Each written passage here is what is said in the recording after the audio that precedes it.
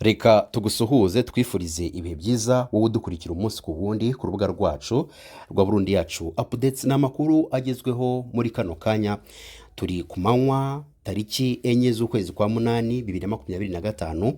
Rero reka tukubwire ngo niba usanzwe ukurikira amakuru tukugezaho ariko ukaba utarakora subscribe, fata umwanzuro ukore subscribe kuko niho honyine uzajya ubona amakuru yizewe kandi yihuta y'aho kanya utasanga ahandi. Rero turagusaba ko wafata umwanya wawe ukaduha umwanya wawe, nyamuneka ukamenya byinshi mu bigenda bitangazwa muri kano kanya. Tugiye kugaruka ku bitero bikomeye cyane M23 yagabye ikaza no gutsindwa. Turaza kugaruka nanone ku kwirukanwa kw'abaturage mu duce tugiye dutandukanye twa Kivu y'Amajyaruguru ndetse n'iy'Amajyepfo. Tubabwire ubusahuzi bwabayeho, imitungo y'abaturage ndetse n'umusaruro w'ibihingwa byabo byose byamaze kujya mu maboko ya M23. Rero M23 murabizi ko ari umutwe w'igisirikare n'ubundi urwanya leta ya Kongo, ariko bivugwa ko ushyigikiwe na leta y'u Rwanda, ushyigikiwe na RDF.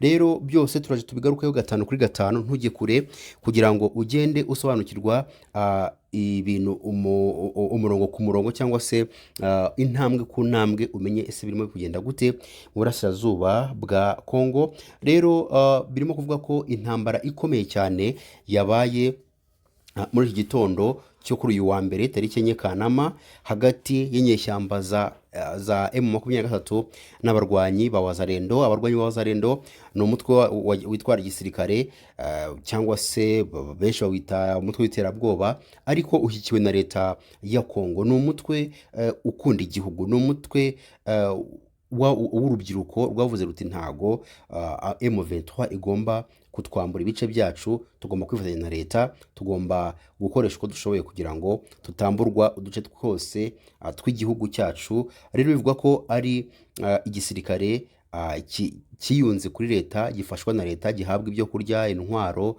uniform na leta.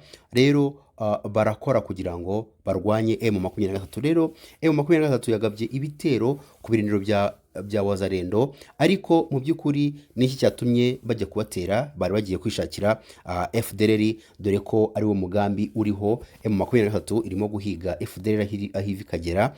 Rero nyuma y'uko rero FDLR bimenye, yahise igenda yifatanya na Wazalendo muri ibyo bice ku buryo bigora M23 kuba yamenya niba abangaba ari aba FDLR cyangwa ari FRDC cyangwa se ari Wazalendo. Rero ibi byose nanone bigahuzwa n'abaturage bari muri tuno duce twamaze guterwa na M23 nyuma y'uko babitiranije n'abarwanyi ba FDLR.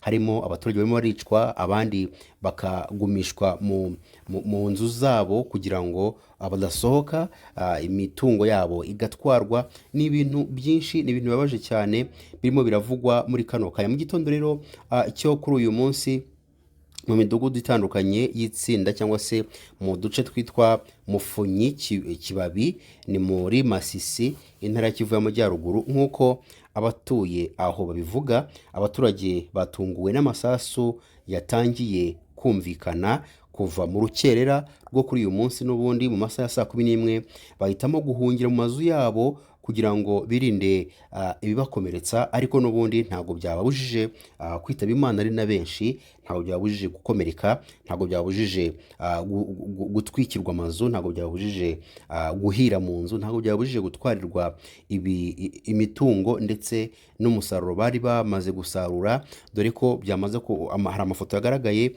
agaragaza M23 irimo gusarura ibigori by'abaturage bo muri twa duce. Nk'uko abatuye aho babivuga, abaturage batunguwe n'amasasu yatangiye kumvikana kuva mu rukerera, bahitamo guhungira mu mazu yabo kugira ngo birinde bibakomeretsa. Ubwo guhera mu masaha ya saa 11 za mu gitondo, amasasu n'intwaro za rutura n'izoroheje zakomeje kumvikana mu midugudu ya Mufunyi, Kibabi, ni hafi y'umujyi wa Katoyi. Amakuru aturuka aho ngaho byabereye avuga ko inyeshyamba za FCM 23 zagabye ibitero ku birindiro bya Wazalendo bo mu mutwe wa Padeko. Ni wenda reka tugenekereze mu Kinyarwanda, ni abapatriyote b'intwari za Repubulika Iharanira Kwishyira Ukizana. Buri abapatriyote twabita nk'abakunda igihugu. Rero ubwo ni mu mutwe, ni Wazalendo umutwe n'ubundi wa Pareko mu Kinyarwanda, mu magambo arambuye n'ubundi ni ibingibi nari mvuze haruguru, mu midugudu ya Katovu, Karoba, Mungoti ndetse na Katunda.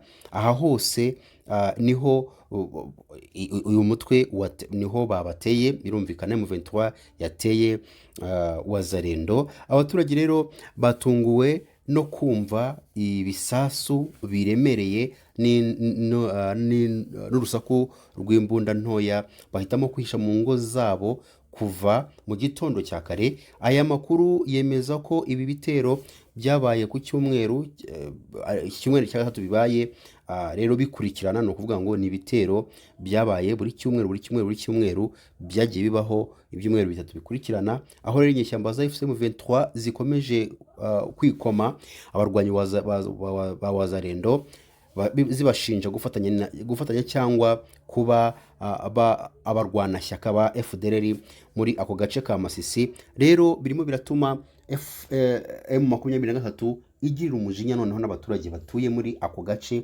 Ni nayo mpamvu barimo kubabuza gusohoka mu mazu, barimo kubabuza kujya mu mirima, barimo kubabuza kujya kuragira inka zabo, barimo kubabuza ibintu byose bigiye bitandukanye. Bigaragara ko n'ubundi yamaze kubafatira umwanzuro. Ikindi cya kabiri, abaturage baho inzira bamaze kubicira mu mazu, ntago bakibasha no kuvuga, bitewe n'uko icya mbere twababwiye haruguru ko abasirikare ba M23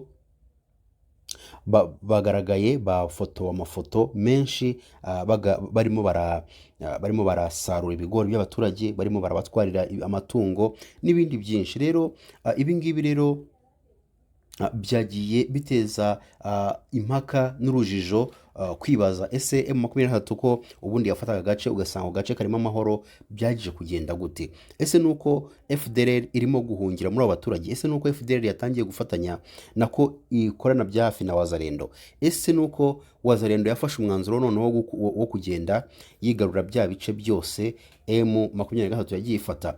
Ni amakuru rero arimo kugenda avugwa cyane muri ubwo butumwa. Rero hanavugwamo ko agahenge kuri ubu ngubu kongeye kugaruka nyuma y'imirwano yaramutse iba kuri uyu munsi tariki ya 4, kuri uyu munsi wa mbere tariki ya 4 z'ukwezi kwa 8 2025. Rero ni imirwano yabaye, ariko nanone iza guhosha, iza kurangira, haza kuza agahenge gatoya nk'uko byatangajwe na benshi bari muri ako gace. Rero nyuma y'imirwano yabaye nijoro na mu gitondo cya kare mu rukerera muri uyu mudugudu wa Karembe mu itsinda rya Bashari Mukoto ku mupaka uhuza Masisi ndetse na Warikare, nk'uko bivugwa n'abaturage baho. Muri itsinda rya Wazalendo kugeza ubu ngubu ritaramenyekana neza, ryagabye igitero mu masaha ya 2 z'ijoro ku birindiro bya FCM 23 muri Karembe. Nibura abantu 5 b'abasivile bakomerekejwe n'iyi mirwano, abandi benshi bava mu byabo bajya bahungira mu tundi duce tugiye dutandukanye duturanye n'ubundi na zino nce M23 yamaze kwigarurira.